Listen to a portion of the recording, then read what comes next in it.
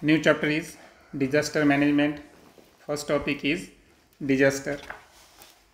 Variously dangerous events occur many times in the environment. Those are called as disasters. आता डिझास्टरला आपल्याला जर define करायचं असेल तर पर्यावरणामध्ये बऱ्याच वेळेस काय होतं की जे डेंजरियस इव्हेंट्स होतात ओके म्हणजे धोकादायक घटना ज्या घडतात तर त्यांना आपण काय म्हणतो disaster. Some of the main natural disasters are floods, wet and dry, famine, cyclones, earthquake, volcanoes, etc. These are all of a sudden trouble to the mankind. आता जे मुख्य नॅचरल डिझास्टर आहे त्यामध्ये सर्वात पहिला आहे फ्लड्स, पूर असतील, वेट फेमेन म्हणजे ओला दुष्काळ, ड्राय फेमेन कोरडा दुष्काळ, त्यानंतर सायक्लॉन्स चक्रीवादळ असतील, अर्थक्वेक्स भूकंप असेल, व्होल्कॅनोज म्हणजे ज्वालामुखीचा उद्रेक. तर हे सर्व काही अचानक घडतं आणि त्याच्यामुळे मॅनकाइंडला काय तयार होते ट्रबल समस्या तयार होतात. Such events cause sudden changes in the environment and thereby cause the damage to it. आता याच्यामुळं काय होतं की एन्व्हायरमेंटमुळं अचानक सडन चेंजेस येऊन जातात आणि त्याच्यामुळं बरंचसं असं डॅमेज म्हणजे नुकसान होतं पर्यावरणाचं. Environment is also damaged due to use of natural resources for our development. आणि आपण आपल्या प्रगतीसाठी नैसर्गिक साधनसंपत्ती जी आहे नॅचरल रिसोर्स याचा आपण अतिरेकानं वापर करायलो ही सुद्धा पर्यावरणीय समस्याच आहे. This leads to sudden disasters unexpected to human. This can be called as man-made disasters. आणि नॅचरल रिसोर्सचा आपण अवाजवी वापर करतो आहे की नाही. पेट्रोल डिझेलमुळे प्रदूषण होतं, वनांचं क्षेत्र आपण कमी केलं, वाढती लोकसंख्या आहे की नाही. तर हे जे डिझास्टर आहेत जी आपत्ती आपण आता स्वतःहून ओढून घेतलं आहे की नाही मानवानं तर त्याला काय म्हणायचं man made disasters. United Nations has defined a disaster as the sudden event that leads to the huge loss of life and property. आता जे UN अर्थातच युनायटेड नेशन आहे तर यांनी डिझास्टरची जी व्याख्या केली तर त्यानुसार डिझास्टर हा एक सडन इव्हेंट आहे आणि ज्याच्यामुळं जीवन है ना म्हणजे जीवित आणि मालमत्ता आहे की नाही. तर जनजीवन आणि मालमत्ता यांचं जे प्रचंड प्रमाणात जर लॉस होत असेल आणि असं जर सडन इव्हेंट घडत असेल तर त्याला आपण काय म्हणायचं disaster. Words like huge and sudden are important in the definition. आता ह्यूज हा शब्द का महत्त्वाचा आहे कारण जे नुकसान होणार ते प्रचंड प्रमाणात होणार आणि सडन हा शब्द काय आहे तर नाही टप्प्याटप्प्यानं होत नाही तर एकाच वेळेस होतं अचानकपणे होतं. As the disaster occurs suddenly, it cannot be predicted. आता डिझास्टर जे आहे ते अचानकपणे घडत असल्यामुळं त्याचं आपण सहसा प्रिडिक्शन करू शकत नाही. Hence, precautions are not possible. म्हणून प्रिकॉशन्स घेणं हे त्याच्यावरचं सोल्युशन आहे का म्हणजे ते शक्य नसतं. Huge losses to the property occur in the area of disaster. जिथंही डिझास्टर घडून आलं तिथं जर पाहिलं आपण तर मालमत्तेचं बऱ्याच प्रमाणात नुकसान होतं. There are long-term effects on society due to incidents of life and property loss.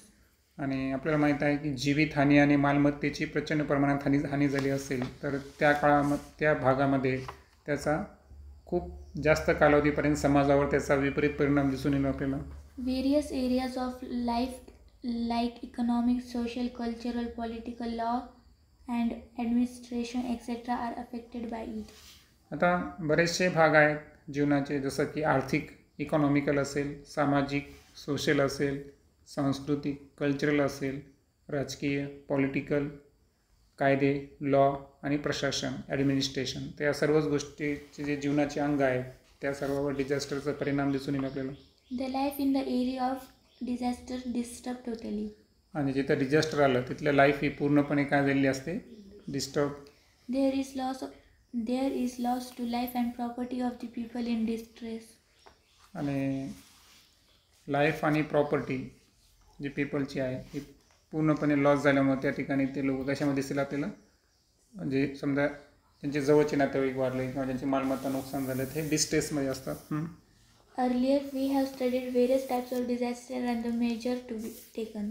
आता या अगोदरच्या इयत्तेमध्ये आपण डिझास्टर जे आहेत त्याचे टाईप्स पण पाहिले होते आणि त्यानंतर मेजर्स म्हणजे त्याच्यावर उपाययोजना काय घ्यायच्या ते पण आपण पाहिलं होतं. None of the different disasters are similar. आता कोणतं डिझास्टर आहे सारखं असतं का? नाही. Period of each disaster is not same. कोणत्याही डिझास्टरचा कालावधी सारखा नसतो. Some disasters are short term whereas some are long term. काही आपत्ती जे आहेत ह्या कमी कालावधीसाठी असतात, त्यांना आपण शॉर्ट टर्म म्हणायचं, आणि काही आपत्ती या जास्त काळापर्यंत टिकून राहतात, त्यांना आपण लॉंग टर्म डिझास्टर म्हणायचं. Reasons behind each disaster are also different. आता प्रत्येक डिझास्टर मागं जे कारण असतं ते सुद्धा वेगवेगळ्या स्वरूपाचं असतं, डिफरंट टाईपचं असतं. Depending upon the nature of disaster, it can be determined that which component of the environment will be affected more. आता डिझास्टरच्या स्वरूपावर अवलंबून आहे की डिझास्टर म्हणजे एन्व्हायरमेंटच्या कोणत्या गोष्टीवर जास्त परिणाम करला, कोणत्या कॉम्पोनंटवर परिणाम करतो, त्याच्यावरून त्याला आपण डिटरमाइन करायचं. Earlier, we have studied the effects of various types of disaster and the precautionary measure to be taken in case of any disaster happens. सांगितल्याप्रमाणे की जे डिझास्टरचे वेगवेगळे टाईप आहेत तर त्यांचे परिणाम आपण पाहिलेले आहेत. त्यानंतर प्रिकॉशनरी मेजर्स काय घ्यायचे, उपाययोजना अशा केसेसमध्ये, तर ते पण आपण अभ्यास केलेला आहे. We can classify the disaster in other ways too. Like catastrophic disasters. example. For example, cyclones in Odisha, catastrophic earthquake of Gujarat and Latur, frequently buzzing cyclones in coastal Andhra Pradesh, etc., which lead to total loss, huge loss of life and property in respective region. आता डिझास्टरचे main 2 types तर आपण अगोदर पाहिले की natural आणि artificial. आता थोडंसं वेगळ्या वेनं जर गेलो आपण डिझास्टरला क्लासिफाय करण्यासाठी, तर त्यामध्ये काही कॅटॅस्ट्रॉफिक डिझास्टर्स आहेत, जसं की ओडिसा हे राज्य आहे, तर याच्यामध्ये सातत्यानं चक्रीवादळ येत असतात, सायक्लॉन्स, हे कॅटॅस्ट्रॉफिकमध्ये येईल. त्यानंतर गुजरात आणि लातूरमध्ये जे भूकंप झाले होते, ओके, तर ते भूकंपसुद्धा कोणत्या कॅटेगरीमध्ये येतील, कॅटॅस्ट्रॉफिक. त्यानंतर जे आंध्र प्रदेश राज्य आहे तर याचा जो समुद्री किनारा आहे, कोस्टल एरिया, तर त्याच्यामध्ये फ्रिक्वेंटली बझिंग सायक्लोन्स येत असतात. प्रत्येक वेळेस सायक्लोनला आपण नाव वेगळं देतो, मध्ये हरिकेन वगैरे नावाचे चक्रीवादळ आले ते पहा. तर हे सर्व कोणत्या टाईपचे आहे, कॅटॅस्ट्रॉफिक. आणि याच्यामुळे जर पाहिलं आपण तर जे कोस्ट म्हणजे समुद्रकिनाऱ्याचा एरिया असेल, त्यानंतर लाईफ, प्रॉपर्टी, हे ना, या सर्वांचं काय होतं त्या ठिकाणी प्रचंड प्रमाणात नुकसान होतं. ह्यूज हा शब्द महत्त्वाचा आहे, आणि सडन.